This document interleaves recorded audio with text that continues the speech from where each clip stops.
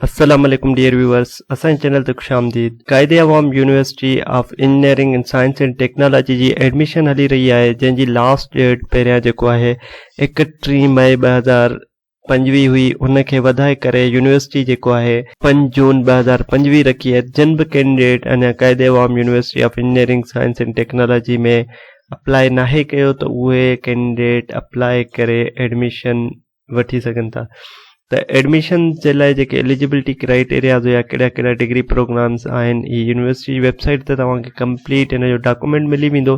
ही सेशन 2025 जी एडमिशन आहे, जंहिंमें एलिजिबिलिटी क्राइटेरिया तव्हांजो HSC part 2 or equivalent in the year 2025, ठीकु आहे। उन 2025 में बि जेके इंटरमीडिएट क्लियर कंदा उहे, या जेके 2020 ताईं जिन्हनि जी इंटरमीडिएट क्लियर आहे, 2024, 23, 22, 21 ऐं 20 वारा एलिजिबल आहिनि एडमिशन जे लाइ।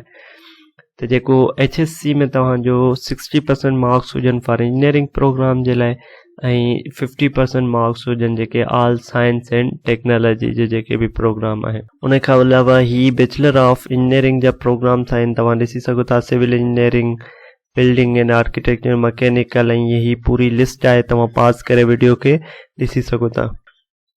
उन खां अलावा डिप्लोमा ऑफ एसोसिएट इंजीनियर, जिन्हनि जी डिप्लोमा थियल आहे एसोसिएट इंजीनियरिंग जे लाइ, उहे हिननि हेठियनि प्रोग्राम जे लाइ एलिजिबल आहिनि। जिन्हनि जी 3 साल वारी डिप्लोमा हूंदी आहे, त उहे हिननि सभिनी साइंस ऐं इंजीनियरिंग डिग्री प्रोग्राम में अप्लाई करे सघनि था। एडमिशन जी लास्ट डेट पहिरियां 31 मई हुई। हाणे मां तव्हांखे ॿुधायो थी, ॾिसो पोर्टल ते जेको आहे चेंज थी चुकी आहे, 5 जून थी चुकी आहे। एडमिशन में अप्लाई करण जे लाइ ही तव्हांखे URL ॾिनल आहे admission.qust.edu.pk, जिन ते असां हींअर मौजूदु आहियूं। ही लॉगिन जेको सिस्टम आहे, इन ते तव्हां अप्लाई कंदा, ऐं अगरि तव्हांजो ऑलरेडी अकाउंट क्रिएट थियल आहे त तव्हां अकाउंट क्रिएट कंदा, अदरवाइज़ तव्हां हिते रजिस्टर अकाउंट ते क्लिक कंदा।